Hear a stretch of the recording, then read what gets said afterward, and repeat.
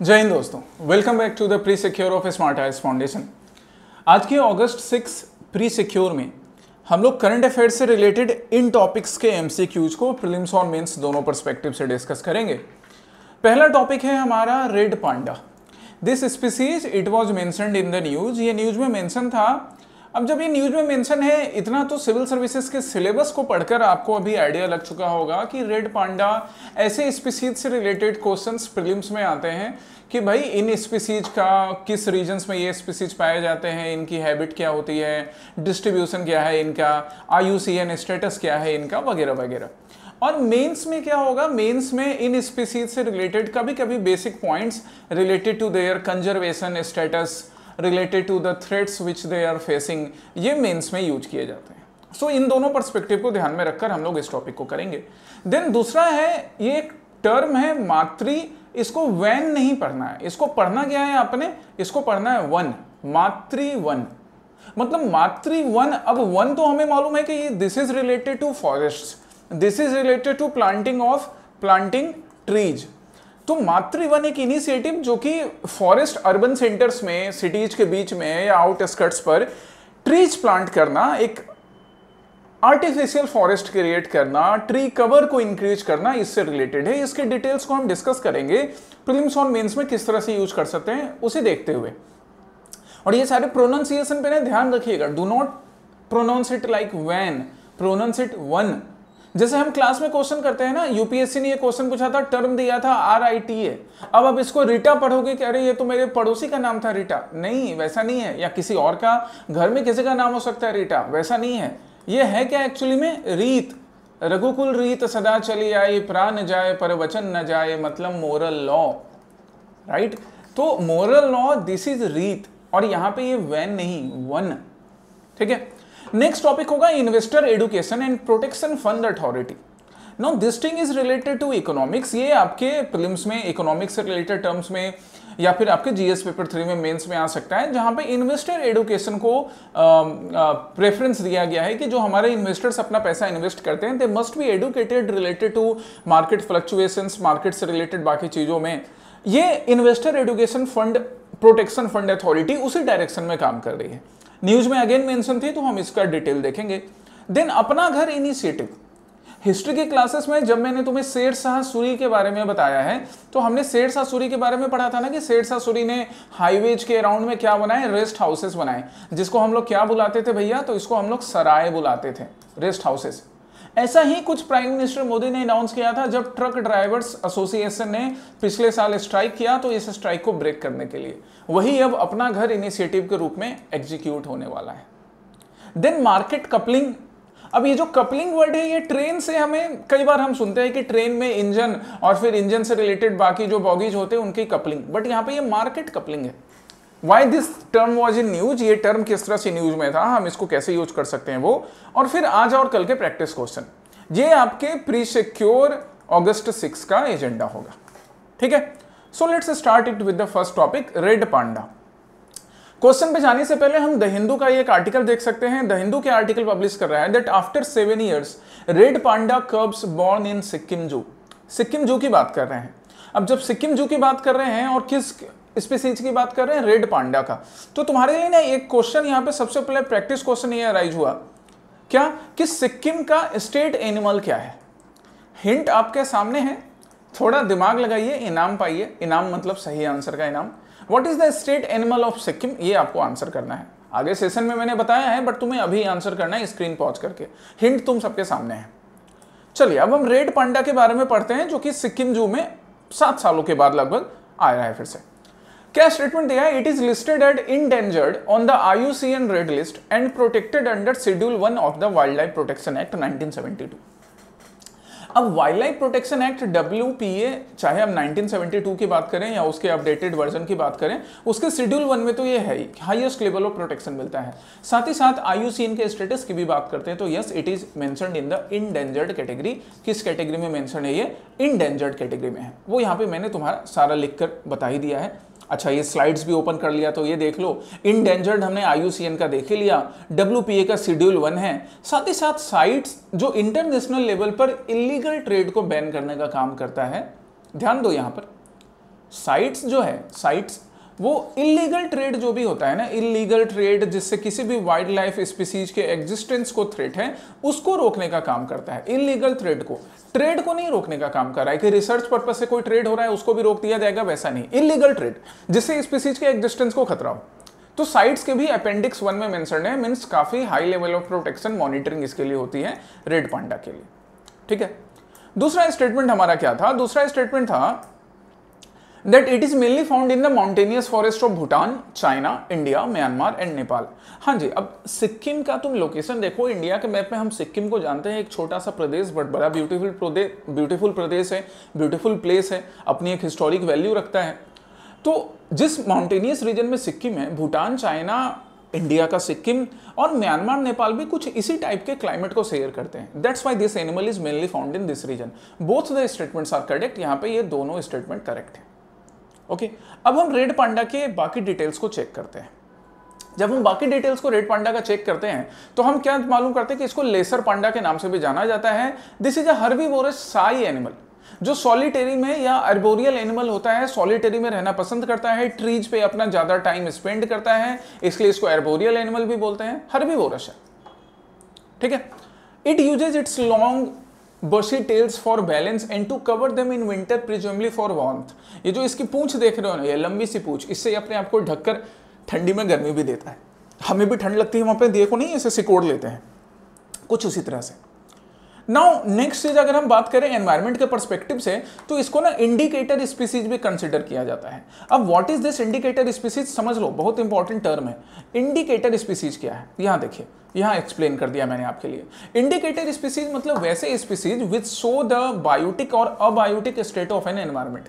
For example, अब तुम लोग सिविल सर्विसेज एस्पिरेंट्स हो, civil services aspirants, you belong to different states like Assam, like Meghalaya, like Arunachal, like Tripura, like Bihar and different other states of India.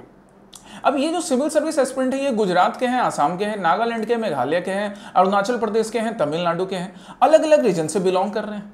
कोई त्रिपुरा का है तो कोई वेस्ट बंगाल का है। Now the presence of civil service aspirant, this is an indication that this society, the people of this society, the students of this society, they prepare for a prestigious examination civil services and they wish to contribute for civil services in their country। Pakistan में इतने aspirant नहीं मिलेंगे।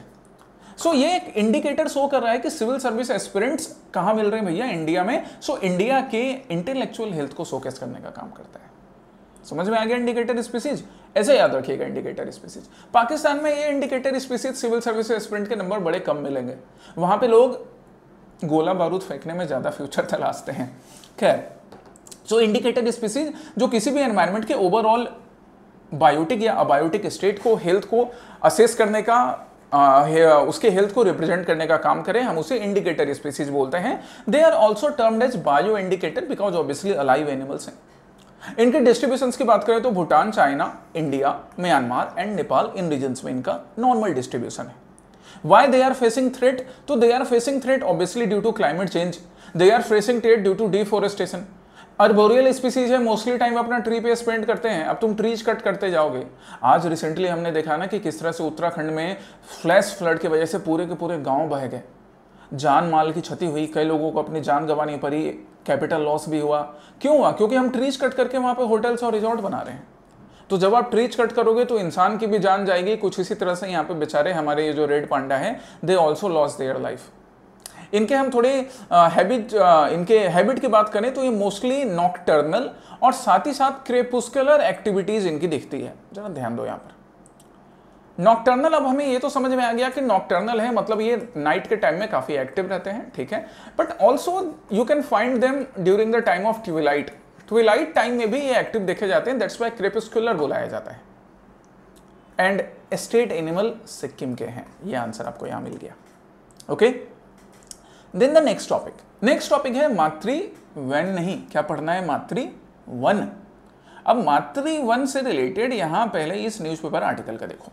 Ministry of environment, forest and climate change है और वो अगर मातृवन की बात कर रहा है देन ऑब्वियसली फॉरेस्ट जो कवर है, जो ट्री कवर है, इस ट्री कवर को इंक्रीज करने की बात की जाएगी। किस तरह से? फॉरेस्टेशन से। मतलब हम ज्यादा से ज्यादा क्या करेंगे? ट्री प्लांट करेंगे। जब हम ज़्यादा से ज़्यादा ट्री प्लांट कर रहे हैं तो obviously forest tree cover increase होता जाएगा। दिस इज द मातृवन प्रोग्राम, जो कि एक पेड़ माँ के नाम, आज हम इसके बारे में भी डिस्कस करेंगे। एक पेड़ माँ के नाम मतलब अपनी माँ, अपनी प्यारी माँ जिससे हम सब प्यार करते हैं, उनके नाम पे अगर एक पेड़ लगाया जाए तो कितना फॉरेस्टेशन इंक्रीज हो जाएगा, ट्री कवर कितना बढ़िया इंक्रीज होगा। ये चीज़ 2024 में शुरू की गई थी, इसको भी मैं अभी डिस्कस करूंगा तुम्हारे साथ। उसी का एक एक्सटेंशन या उसी का एक पार्ट है हमारा मातृवन स्कीम, है ना। अब तुम आंसर कर सकते हो इन क्वेश्चंस का। Now come to these statements. पहला स्टेटमेंट क्या, it is a part of the Ek Ped Maa Ke Naam programme and aims to develop a large urban forest in the Aravalli regions. Okay, correct है। इसको पहले अरावली रीजन से स्टार्ट किया गया था, अब अरावली रीजन से धीरे धीरे बाकी रीजन में भी एक्सपेंड किया जाएगा।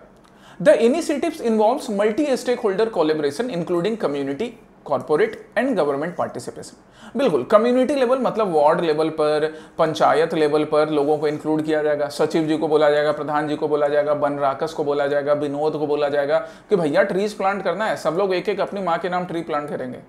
कॉर्पोरेट इंस्टीट्यूशंस को बोला जाएगा, मोटा भाई अंबानी को बोला जाएगा कि जियो क्या करेगी, इन्वेस्ट करेगी अपने कॉर्पोरेट सोशल रिस्पॉन्सिबिलिटी फंड से ट्रीज लगाने के लिए इन्वेस्ट करेगी। गवर्नमेंट का पार्टिसिपेशन भी होगा, तो मल्टी स्टेक होल्डर कोलैबोरेशन है। Second is also correct.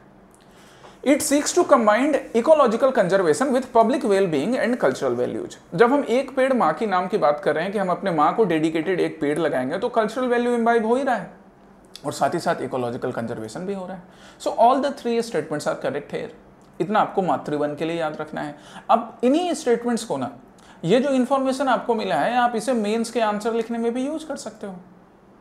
This is the relevance for mains. ये मेंस के लिए आपका रेलेवेंस हो गया।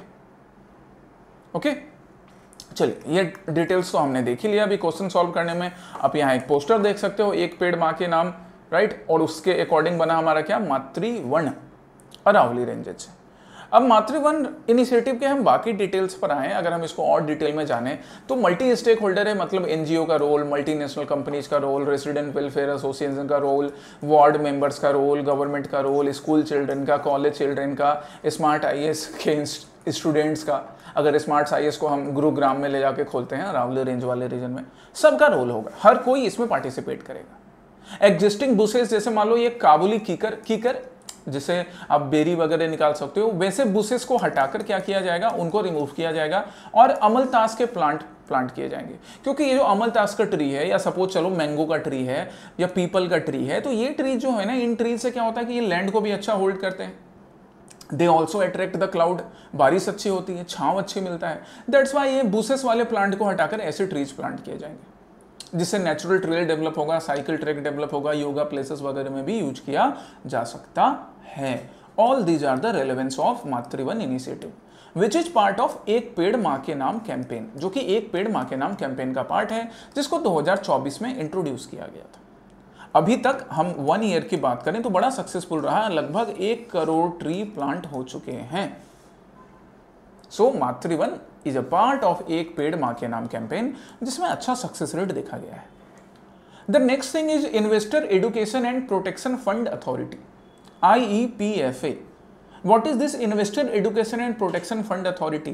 तो इसको लेकर अब अगेन आप इस PIB के न्यूज आर्टिकल को ध्यान से देखो। यहाँ पे मैंने एक टर्म हाईलाइट किया है ढूंढकर, क्या, ministry of corporate affairs, government of India. मतलब ये investor education and protection fund authority किसके अंडर फंक्शन कर रहा है, मिनिस्ट्री ऑफ कॉर्पोरेट अफेयर्स। ऐसे ऐसे क्वेश्चन प्रीलिम्स में खटाक से आ जाते हैं कि कौन से मिनिस्ट्री के अंदर काम कर रहा है। सो पहला आंसर तो हमको मिल गया कि ये कौन से मिनिस्ट्री के अंदर, मिनिस्ट्री ऑफ कॉर्पोरेट अफेयर्स के अंदर। अब हम बाकी डिटेल में चलते हैं कि किस तरह से यहाँ पे इन्वेस्टर एजुकेशन की बात की जा रही है। क्वेश्चन पहले देखते हैं। पहला स्टेटमेंट क्या है, it was established in 2016 under the companies act 2013 to manage unclaimed investor funds and promote financial literacy. एकदम करेक्ट है, इसको 2016 में एस्टैब्लिश किया जाता है कंपनीज एक्ट 2013 के अकॉर्डिंग। ठीक है, इसका मतलब investor education and protection fund authority कैसी अथॉरिटी हो गई, स्टैट्यूटरी नेचर की अथॉरिटी हो गई, है ना, स्टैट्यूटरी नेचर की अथॉरिटी, जिससे कि इन्वेस्टर का जो फंड है, फंड रिलेटेड उसको जो भी लिटरेसी चाहिए, फाइनेंशियल लिटरेसी, वही देने का काम किया जाएगा। The authority operates under the ministry of finance. ना भैया, नॉट मिनिस्ट्री ऑफ फाइनेंस। कौन से मिनिस्ट्री के अंदर? मिनिस्ट्री ऑफ कॉर्पोरेट अफेयर्स के अंदर, है ना। ये छोटी छोटी मगर इंपॉर्टेंट बातें हैं जो याद रखिएगा कि इन्वेस्टर एडुकेशन है, स्टूडेंट यहाँ पे कंफ्यूज करेगा कि अच्छा फाइनेंस से रिलेटेड बात है ना, तो मिनिस्ट्री ऑफ फाइनेंस के अंदर है। नहीं, मिनिस्ट्री ऑफ कॉर्पोरेट अफेयर्स के अंदर है, अभी बताया तुम्हें यहाँ। Second is wrong. Initiatives like Niveshak Didi, Niveshak Shivir are aimed at enhancing the investor awareness, क्योंकि ये निवेशक इन्वेस्टर का ही तो इंग्लिश ट्रांसलेशन है, एंड फाइनेंशियल एम्पावरमेंट। जो इन्वेस्टर, जैसे तुम भी पैसा इन्वेस्ट कर रहे हो, तो तुम्हारे रिलेटेड एम्पावरमेंट, तुम्हारे रिलेटेड अवेयरनेस के लिए निवेशक दीदी ग्रुप बनाए जाएंगे, निवेशक शिविर मतलब एक कैंपेन ऑर्गेनाइज किया जाएगा। 1 and 3 आर करेक्ट स्टेटमेंट्स। अगर करेक्ट ढूंढना है तो करेक्ट ही ढूंढना था, 1 and 3 ओनली। समझ में आया? Investor education and protection fund authority क्या? एक statutory authority under the companies act 2013, जिससे कि इन्वेस्टर के अंदर अवेयरनेस, फाइनेंशियल प्रोटेक्शन को बढ़ाना। कि हमारे स्मॉल इन्वेस्टर्स कई बार क्या होते हैं, they do not have the financial knowledge and then they invest their money. ये अपना हार्ड एंड मनी जो है वो इन्वेस्ट कर देते हैं और वैसे स्टॉक्स में करते हैं या वैसी चीज़ों में करते हैं जिसमें हाई रिस्क होता है, और कई बार अपना पैसा डुबवा देते हैं। ऐसा नहीं हो, इसके लिए अथॉरिटी इस्टेब्लिश की गई है, फाइनेंशियल लिटरेसी के लिए, फाइनेंशियल अवेयरनेस के लिए। नोडल मिनिस्ट्री की बात करें तो वो हम डिस्कस कर चुके हैं और याद भी रखना है, ये सारी चीज़ें एकदम याद रख लेनी है। मिनिस्ट्री ऑफ कॉर्पोरेट अफेयर्स के अंदर काम कर रहा है, जिसके लिए निवेशक शिविर, निवेशक दीदी, निवेशक पंचायत काइंड ऑफ इनिशिएटिव्स भी लिए जा रहे हैं।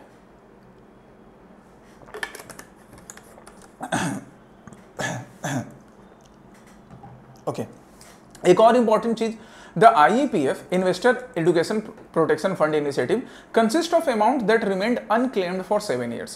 वैसे अमाउंट जो कि 7 साल के लिए अनक्लेम्ड रह गए हैं उनको यूज किया जाएगा, इंक्लूडिंग अनपेड डिविडेंड्स, जो डिविडेंड मिला नहीं, application money due to refund, matured deposits and debentures, interest on investment from the fund, grants और donation received from the government और अदर एंटिटीज। मतलब इन फंड्स को जो लास्ट 7 साल से अनक्लेम्ड पड़े हुए हैं यूज किया जाएगा investor education and protection fund initiative के अंदर, अथॉरिटी के अंदर। नेक्स्ट क्वेश्चन इज अपना घर इनिशिएटिव। अब अपना घर इनिशिएटिव, आप यहां पे पहले ये न्यूज़पेपर आर्टिकल देखो,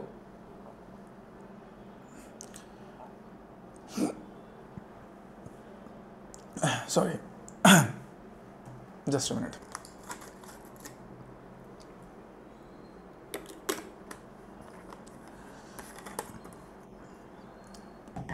मिनिस्ट्री का नाम क्या हो गया? Ministry of petroleum and natural gas.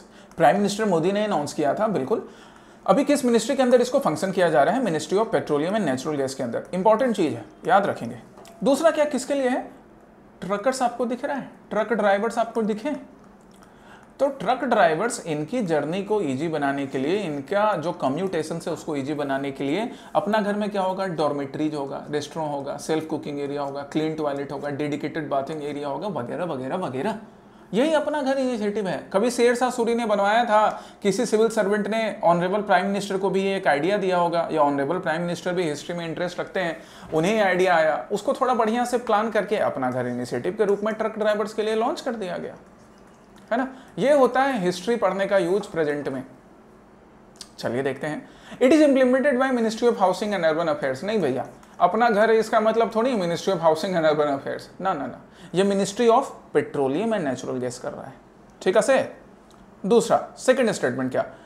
The initiative includes dormitories, bathing areas and purified drinking water at fuel outlets along highways. Highways के राउंड, जो भी पहला स्टेटमेंट तो रॉन्ग था, हाईवेज के राउंड सपोज कहीं पर फ्यूल स्टेशन है तो फ्यूल स्टेशन के पास बना दिया जाएगा, या खाली जगह है वहां पर ऐसे dormitories, bathing area kind of अपना घर बनाए जाएंगे। एक मोबाइल एप्लीकेशन भी डेवलप किया जा रहा है, इंट्रोड्यूस किया जा रहा है, जिससे बुकिंग और फीडबैक लिया जाएगा ड्राइवर्स का। ऑब्वियसली ये डिजिटाइजेशन है, तो डिजिटाइजेशन तो हर जगह होना चाहिए। So 2 and 3 are correct, 2 and 3 are the correct statements. ये देखो एक पिक्चर यहाँ अटैच किया गया है, कुछ इस टाइप का अपना घर बनेगा।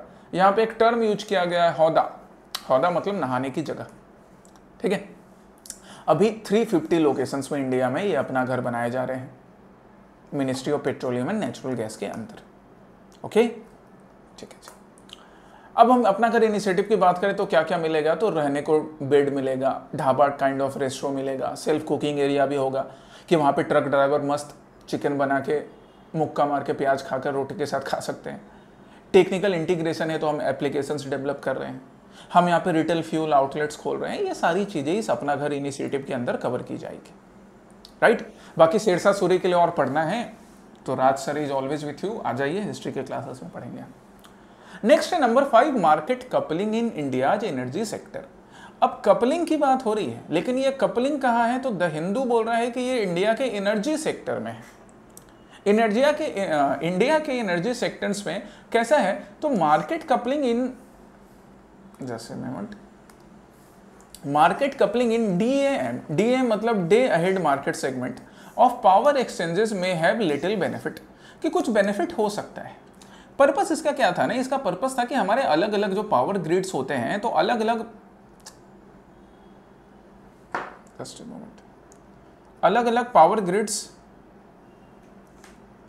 पावर ग्रिड्स और इन पावर ग्रिड्स में जो मैकेनिज्म होता है प्राइसिंग का, इलेक्ट्रिसिटी का, इसको लेकर कंज्यूमर को दिक्कत होती है। सो कपलिंग किया जाएगा जिसमें पावर ग्रिड्स को एक साथ लाया जाएगा। एक पावर ग्रिड हो गया, अलग अलग पावर ग्रिड, जैसे अभी सुबनसिरी हाइड्रो इलेक्ट्रिसिटी पावर पे काम चल रहा है ना प्रोजेक्ट पे, तो सुबनसिरी हाइड्रो इलेक्ट्रिक पावर और Bhakra Nangal hydro electric power project दोनों को मर्ज किया जाएगा, एक प्राइसिंग होगी, यूजर्स के लिए आसान होगा। यही मार्केट कपलिंग है इंडिया के एनर्जी सेक्टर में। सो पहला स्टेटमेंट क्या, market coupling is a model where buy bids and sell bids from all power exchanges in the country would be aggregated and matched to discover a uniform MCP. Uniform pricing के लिए market coupling को use किया जाएगा power sectors में। Correct statement. दूसरा क्या, currently each power exchange has some cost of electricity even though they usually differ from each other only by a few पैसा। ज़्यादा पैसे का डिफरेंस नहीं होता है, नहीं तो आप फिर इलेक्ट्रिसिटी लोगे नहीं ना। अब आपके घर में अगर रिलायंस की बिजली आ रही है, या जैसे हम बात करें कि अब रिलायंस आपके यहाँ बिजली सप्लाई कर रही है, या पर्टिकुलर कोई और एजेंसी, अब नाम बता सकते हो, प्राइवेट एजेंसी का जो आपके यहाँ इलेक्ट्रिसिटी सप्लाई का मैनेज करने का काम देख रहा है, तो ज़्यादा डिफरेंस नहीं होता है, कुछ पैसे का ही डिफरेंस होता है। लेकिन ये पैसे का डिफरेंस ना पब्लिक के लिए मंथली जाकर बड़ा हो जाता है, तो पब्लिक परेशान रहती है। शुरू में तो दिखता है कि अच्छा ज़्यादा डिफरेंस नहीं है, और सरकार को भी ना मैनेज करने में दिक्कत होती है, इसलिए मार्केट कैपलिंग करके एक पैसा लाया जाएगा। अभी ये डिफरेंस दिखता है, so second is correct. Market coupling if implemented, power exchanges will have their own market clearing prices. भैया ऑन मार्केट क्लियरिंग प्राइसेस क्यों होगा, क्योंकि ये तो पहले से एग्जिस्ट कर रहा है। मार्केट कपलिंग में तो कपलिंग हो जाएगा ना, जब दो कपल मिलते हैं तो उनकी जिंदगी का जो मोटो होता है वो एक होना चाहिए। होता है कि नहीं होता है? वैसे लड़ के सैयारा मूवी बना देते हैं खैर, तो यहाँ पे मार्केट कपलिंग का पर्पस है कि सबका अपना अपना मोटिव नहीं हो, ऑन मार्केट क्लियरिंग प्राइसेस नहीं हो, सबका एक ही मार्केट क्लियरिंग प्राइस हो। So third is wrong, 1 and 2 are correct. ठीक है, सैयारा मूवी फैन वाले नाराज नहीं होना तुम लोग। अब नाराज क्यों हो गए? पढ़ाई करना है तुम्हें, सैयारा देखना है। खैर आ जाओ यहाँ, पर्पस समझ में आ गया। इलेक्ट्रिसिटी प्राइसिंग को throughout the India uniform बनाना। जैसे मेनली अगर हम 3 पावर एक्सचेंजेस की बात करें तो India energy exchange IEX, power exchange limited PXIL and Hindustan power exchange limited, ये 3 पावर एक्सचेंजेज हैं जिसमें अब जैसे Subansiri hydro electric power project होगा, ऐसे अलग अलग पावर प्रोजेक्ट इनके थ्रू अपनी प्राइसिंग करते हैं। Since now they are voluntary markets, अभी ये वॉलंटरी मार्केट्स हैं, so they come up with their own market clearing prices कि हिंदुस्तान पावर एक्सचेंज लिमिटेड अपना प्राइसिंग लेकर आता है, PXIL जो है वो अपनी प्राइसिंग लेकर आता है, इंडियन एनर्जी एक्सचेंज जो है वो अपनी प्राइसिंग लेकर आता है। अब इन तीनों को जब एक साथ कपल कर दिया जाएगा, तीन लोग मिलकर यहाँ पे कपल का फॉर्मेशन करेंगे, तो प्राइसिंग जो है ना वो यूनिफॉर्म हो पाएगी। That is the main motive behind market coupling in power sector. Power sector में मार्केट कपलिंग लाने का यही पर्पस है। आप इसको ऐसे याद रखिएगा कि हम जब कपल बनते हैं तो हमारे लाइफ का मोटो सेम होता है, अब नहीं होता है तो वो तो दिक्कत है भैया, फिर सही करनी चाहिए। तो यहाँ पे मार्केट कपलिंग में भी यही है कि पावर हमारे जो एक्सचेंजेस हैं वो अपना प्राइसिंग सेम रखेंगे, यही है मार्केट कपलिंग का purpose. That is the purpose of market coupling. Uniform MCP को लेकर आना, मार्केट प्राइस यूनिफॉर्म हो थ्रू आउट द इंडिया। सो इसके एडवांटेज क्या क्या हो जाएंगे? It would improve the efficiency and integration of multiple interconnected markets. Obviously multiple interconnected markets की एफिशिएंसी सही होगी। It would potentially enable higher utilisation and reduce energy losses. जैसे अभी क्या होता है, अभी हम स्टॉक मार्केट की बात करें तो यहाँ पे यूनिफॉर्मिटी है ना, ठीक वैसे ही यूनिफॉर्मिटी लाने की कोशिश पावर सेक्टर में की जा रही है, right. It would also help boost the number of participants and the overall trading volume. जैसे स्टॉक मार्केट में ट्रेडिंग वॉल्यूम ज्यादा होता है इंडिया में, कुछ उसी तरह पावर सेक्टर में भी ट्रेडिंग वॉल्यूम ज्यादा हो सकेगा। That's why market coupling is being in the talk.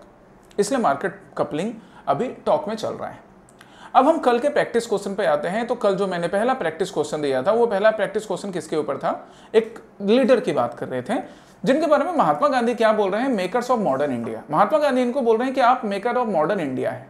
और हमारे चाचा नेहरू क्या बोल रहे हैं? जवाहरलाल नेहरू, दादा नेहरू, मोतीलाल नेहरू के बेटे, father of the Indian revolution. तो किन के बारे में ये रेफर किया जा रहा है? लोकमान्य बाल गंगाधर तिलक। लोकमान्य बाल गंगाधर तिलक, लोकमान्य, इनको रिस्पेक्ट के साथ बुलाया जा रहा है। इनको उपाधि दी गई कि इनको लोगों ने अपना नेता माना, इसलिए लोकमान्य। तो गांधी जी के इनके साथ कई इंटेलेक्चुअल डिफरेंसेस रहे या पॉलिटिकल डिफरेंसेस रहे, पर एक चीज याद रखिएगा, प्राइम मिनिस्टर मोदी ने भी बहुत अच्छे से बोला है इस चीज को, मतभेद है, मनभेद नहीं।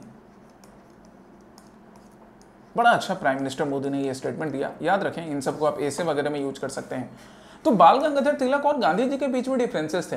जब गांधी जी खिलाफत मूवमेंट के साथ नॉन कॉपरेशन स्टार्ट करना चाहते हैं, पढ़ते हैं ना मॉडर्न हिस्ट्री के क्लासेस में, पढ़ाया भी है तुम में से कई को, तो क्या बाल गंगाधर तिलक उसके फेवर में थे? नहीं थे, लेकिन एक दूसरे की रिस्पेक्ट करते थे। तो इसलिए महात्मा गांधी ने इनको क्या बोला? मेकर्स ऑफ मॉडर्न इंडिया कह के बुलाया। और चाचा नेहरू जो कि यंगर लीडर थे, आगे जाके ये बोलते हैं कि बाल गंगाधर तिलक फादर ऑफ इंडियन रिवॉल्यूशन है। तो ये बाल गंगाधर तिलक के लिए दोनों स्टेटमेंट इन लोगों ने दिए थे, याद रखिएगा।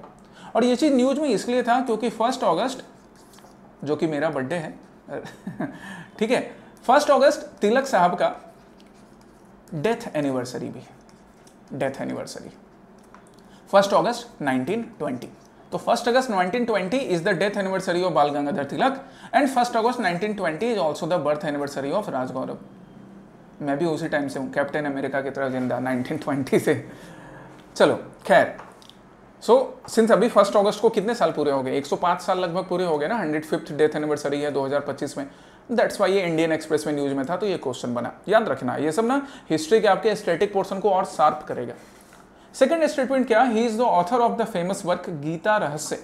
फेमस वर्क गीता रहस्य इन्होंने ही लिखा था। जब इनको जेल होती है, हम देखते हैं कि स्वदेशी मूवमेंट के बाद इनको 6 साल की जेल होती है, 1908 से लेकर 1914 तक 6 ईयर्स के लिए।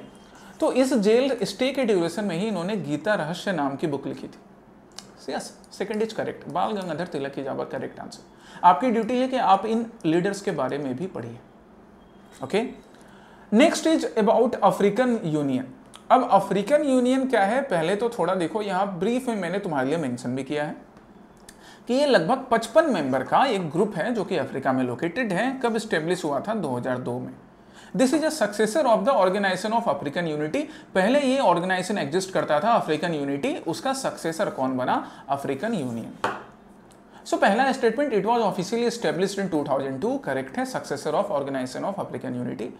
The official language of the union and its institutions would be Arabic, English, French, Portuguese, Spanish, Kiswahili और any other African languages, correct.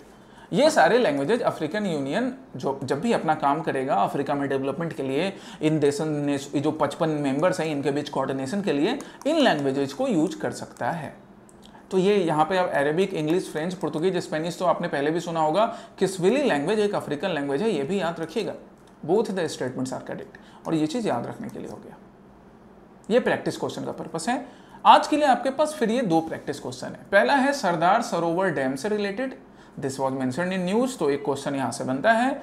दूसरा है पैसिव एकॉस्टिक रिकॉर्डिंग मॉनिटरिंग से रिलेटेड, कि भैया ये जो टर्म न्यूज में मेंशन था ये किस चीज से रिलेटेड है? Passive acoustic recording monitoring. ये 2 आज के प्रैक्टिस क्वेश्चन है जिसका आंसर तुम्हें ढूंढ कर करना है कमेंट सेक्शन में, और सिंसियरली करना है, इसमें आलस नहीं दिखाना है।